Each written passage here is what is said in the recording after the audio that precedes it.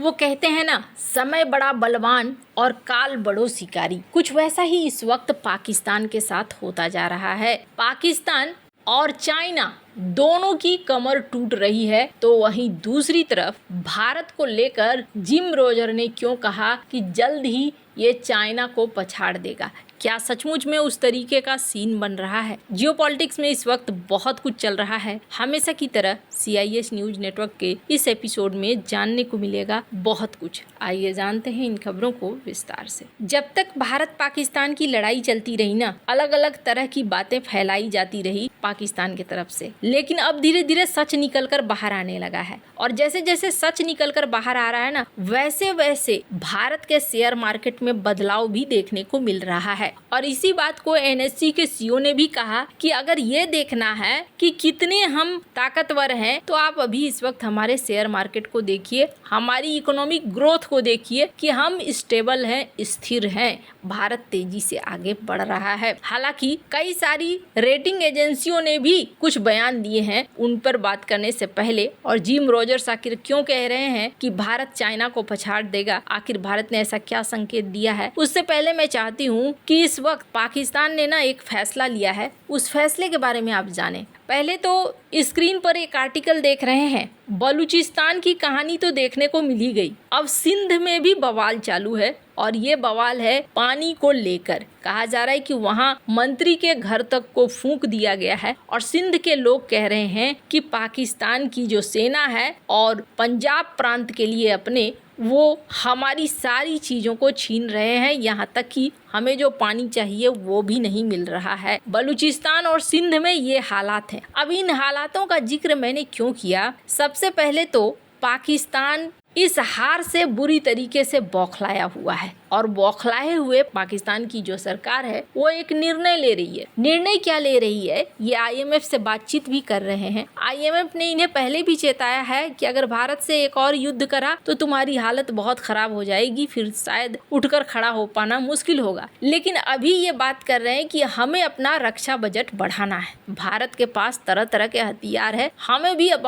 हथियार चाहिए और हम चाहते हैं कि अपने रक्षा बजट को 18% तक बढ़ा दें। वैसे 12% तक बढ़ाने के लिए बजट में इन्होंने पहले से तय किया था, लेकिन अब ये कह रहे हैं कि 18% तक बढ़ाएंगे ताकि हमारे पास इतने हथियार हो जाएं कि हम भारत का मुकाबला कर सकें। पहली बात ये कि चाइना किसी को मुफ्त में हथियार देने वाला है नहीं। चाइना हो सकता है इक्का दुक्का हथियार दे दे, लेकिन बड़ी संख्या में एक युद्ध को लड़ने के लिए वो कभी हथियार फ्री में नहीं देने वाला है। तो यहाँ पर एक चीज तो तय है कि पाकिस्तान को हथियार चाहिए। पाकिस्तान इस वक्त बुरी तरीके से डर गया है। अब रही बात कि पैसे कहाँ हैं, पाकिस्तान कहाँ से पैसे लाएगा? पाकिस्तान की अर्थव्यवस्था खस्ता हाल है, तो पाकिस्तान ने अब क्या कहा है कि हम अब नया नियम बना रहे हैं और इस नियम के तहत हमारे जो प्रांत की सरकारें हैं यानी राज्य सरकारें, उनके ऊपर हम आधा बोझ डालेंगे। आधा सरकार पाकिस्तान की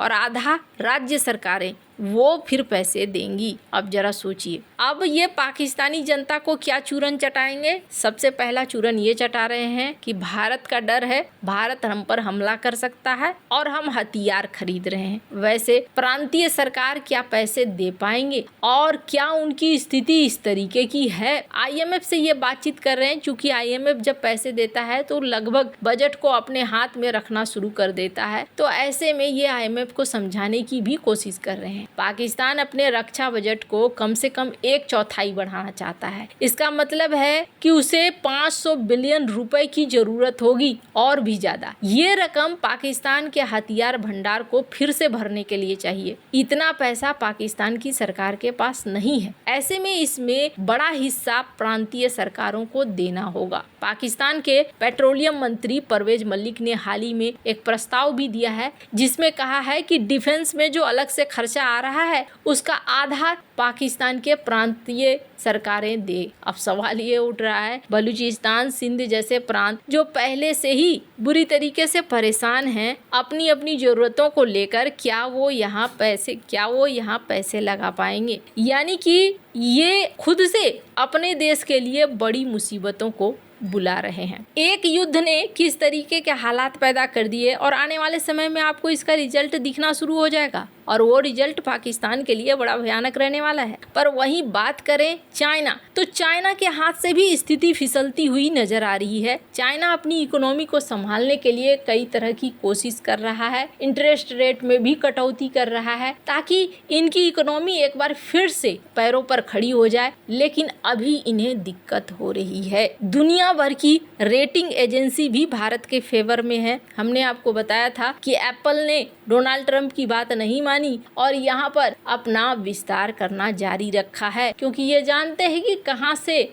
हमें पैसे आएंगे और कहाँ हम बढ़ सकते हैं। मूडी की एक रिपोर्ट जो ये कह रही है भारत में अब तेल की मांग और गैस की मांग बहुत ज्यादा होने वाली है, ठीक वैसी ही जैसे एक समय चाइना की हुआ करती थी। पर चाइना का सीन अब डाउन जा रहा है और चाइना के अंदर ये भी देखने को मिल रहा है कि बिजलीकरण ज़्यादा हो रहा है, इलेक्ट्रिक गाड़ियाँ, इन सब चीज़ों का इस्तेमाल ज़्यादा हो रहा है, इलेक्ट्रिक से चलने वाले मशीनें। तो यहाँ तेल का जो मांग है वो दोनों ही कारण से, एक तो बिजली की चीज़ों के बनने के कारण से और दूसरा इनकी अर्थव्यवस्था में अब गिरावट आई है। बहुत सारी फैक्ट्रियां कथित तौर पर बंद हो रही हैं। तो ऐसे में भारत एक बढ़ती हुई अर्थव्यवस्था है और भारत के अंदर इसकी मांग बढ़ती जा रही है। वहीं बात करें जिम रॉजर्स, तो इन्होंने एक बड़ा ही बढ़िया आर्टिकल लिखा है और कहा है कि किस तरीके से भारत चाइना को पीछे छोड़ रहा है वो देखिए।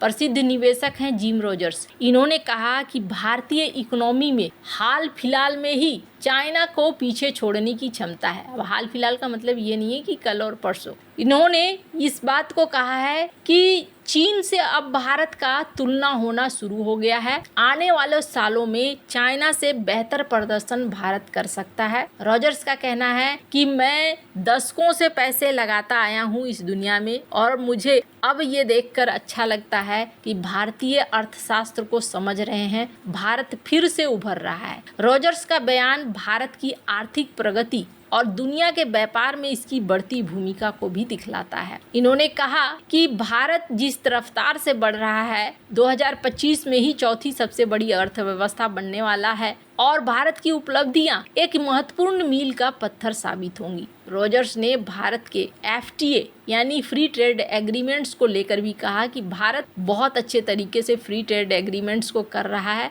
अब तक भारत ने 13 फ्री ट्रेड एग्रीमेंट्स किए हैं और वर्तमान में कई बातचीत पर जारी है, जैसे कि भारत का यूरोपीय संघ के साथ, भारत का ऑस्ट्रेलिया के साथ, भारत का पेरू के साथ, श्रीलंका के साथ, भारत ओमान FTA। बहुत सारे ऐसे हैं जो हो चुके हैं और बहुत सारे ऐसे हैं जो होने के कगार पर हैं। ये भारत को आर्थिक तौर पर बहुत ही बढ़िया रिजल्ट देंगे। रॉजर्स ने कहा कि भारत अब काफ़ी तेज़ी से आगे निकलेगा, लेकिन अभी भी ऐसा है कि भारत आगे निकल सकता है, लेकिन भारत को बुनियादी ढांचे पर जोर देना होगा, जैसे कि ज़्यादा से ज़्यादा घर में प्रोडक्शन हो, इसके अलावे सड़कें, एयरपोर्ट वगैरह वगैरह, जिस पर ऑलरेडी भारत काम कर भी रहा है। बिना इसके सारी चीज़ें होना संभव नहीं है और वैसे कहें तो भारत के संजोग बड़े अच्छे बन रहे हैं। आपको क्या लगता है इन सब मामले में, आपकी क्या राय है, कमेंट कर जरूर बताएं। जल्द मिलते हैं अगले वीडियो में नई खबर के साथ।